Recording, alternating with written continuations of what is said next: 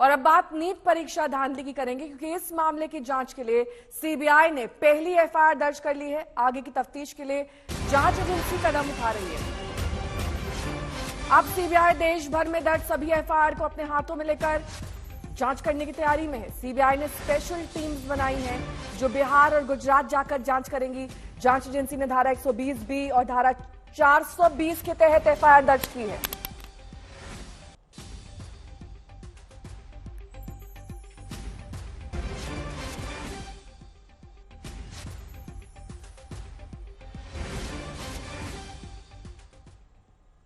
वहीं NEET paper leak मामले में अब जांच का जिम्मा सीबीआई ने संभाल लिया है। एक दिन पहले ही जांच एजेंसी ने एफआईआर दर्ज की और अब धांधली के गुनाहगारों पर शिकंजा कसने की तैयारी। अब तक बिहार की आर्थिक अपराध इकाई कर रही थी इसकी जांच। ईओयू ने अपनी जांच में कई खुलासे किए।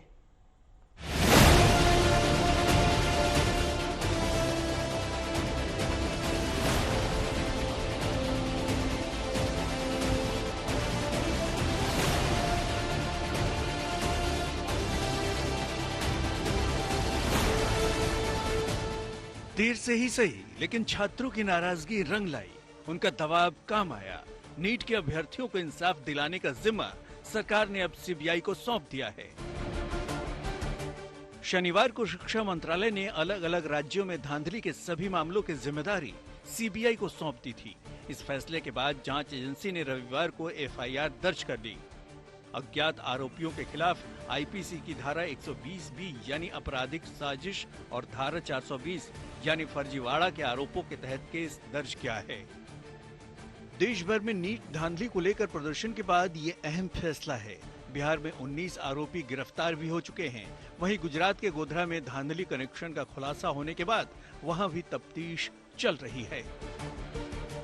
माना जा रहा है कि पहली एफआईआर दर्ज करने के बाद सीबीआई अब बिहार, गुजरात में अपनी टीमें भेजेगी। सीबीआई की स्पेशल टीमें पटना और गोधरा जाकर तहकीकात करेंगी। That is one very important step, and they made the decision very fast and handed over to CBI. And I just heard that CBI has filed the first FIR also. CBI उम्मीदवारों, संस्थानों और बिचौलियों की साजिश की जांच करेगी। धोखाधड़ी, जालसाजी और सबूतों को नष्ट करने जैसे गंभीर आरोपों की पड़ताल करेगी। साथ ही परीक्षा आयोजन में शामिल सरकारी कर्मचारियों की भूमिका की भी जांच होगी।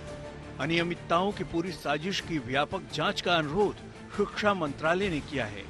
इसकी इन्वेस्टिगेशन हो, और क्योंकि ये कई तार जो है एक स्टेट दूसरी स्टेट तीसरी स्टेट से जुड़े हुए होते हैं, तो central bureau of investigations CBI को ये जिम्मेवारी सौंपी गई है।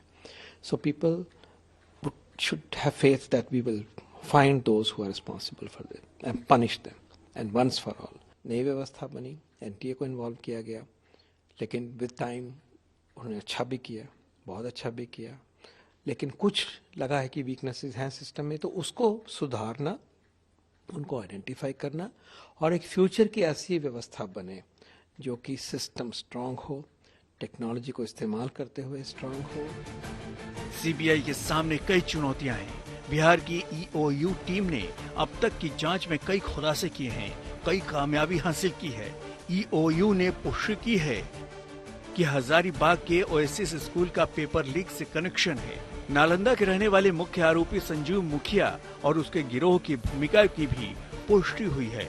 जांच एजेंसी ने ये भी माना है कि प्रश्न पत्र की पैकिंग संदिग्ध थी, बुकलेट बॉक्स से छेड़छाड़ हुआ था। हजारीबाग के जिस ओएसिस स्कूल का नाम सामने आया है, दरअसल जो बुकलेट नंबर 6136488 जांच के दौरान मिला है, वो ओएसिस स्कूल को मिला था। ऐसे में सीबीआई जांच का दायरा बिहार और गुजरात के अलावा झारखंड तक बढ़ने की पूरी उम्मीद है। जांच एजेंसियों को हजारीबाग के प्रोफेसर की भी तलाश है। सूत्रों की माने तो उसी प्रोफेसर ने पेपर को परीक्षा माफिया तक पहुंचाया था। धांधली की व्यापक जांच के लिए अब सीबीआई अलग अलग राज्यों में दर्ज एफआईआर को टेक ओवर करेगी। साथ ही जो आरोपी गिरफ्तार किए गए हैं, उन्हें भी कस्टडी में लेकर जांच को आगे बढ़ाएगी। रांची से सत्यजीत कुमार और पटना से रोहित कुमार सिंह के साथ आदित्य वैभव, आज तक। शशि भूषण मेरे सहयोगी इस वक्त पटना से जुड़ गए हैं तमाम जानकारी के साथ। अरविंद ओझा हमारे साथ जुड़ गए हैं। अरविंद, जो ईओयू की रिपोर्ट है वो क्या कहती है, मामला कहां तक बढ़ा है और किन किन लोगों पर अब तक कार्रवाई हुई है और कौन से लोग अभी पकड़े जाने बाकी हैं जहां पर शिकंजा नहीं पहुंच पाया है?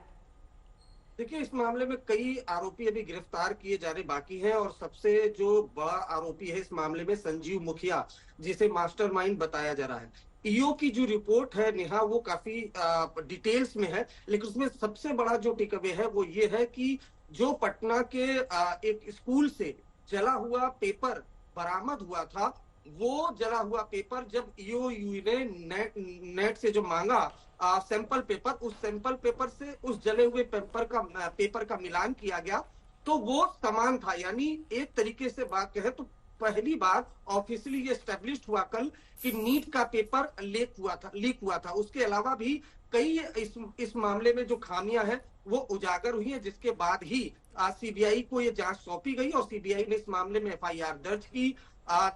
न सिर्फ पटना बल्कि गोधरा में जो एफआईआर दर्ज हुई है, दोनों ही एफआईआर को सीबीआई की टीम ने अपने कब्जे में लिया है और उसके बाद अब इस मामले की जांच शुरू कर दी है। सीबीआई ने एक विशेष टीम बनाई है, जो दिल्ली की टीम है वो जांच कर रही है। एक विशेष टीम बनाई है, 2 अलग अलग जगहों पर गई है और भी अलग स्टेट में सीबीआई की टीम जा सकती है और इस मामले में जो लार्जर कॉन्स्पिरेसी है उस एंगल पर सीबीआई की जांच का फोकस रहेगा। नेहा, ठीक है, मैं लौटूंगी आपके पास। अरविंद, इस बीच अतुल तिवारी मेरे सहयोगी जुड़ गए हैं तमाम जानकारी के साथ। अतुल, जो गोधरा में एफआईआर दर्ज की गई है जिसका जिक्र अरविंद कर रहे हैं, उस एफआईआर में क्या लिखा गया है, उसकी डिटेल्स सामने आई है क्या?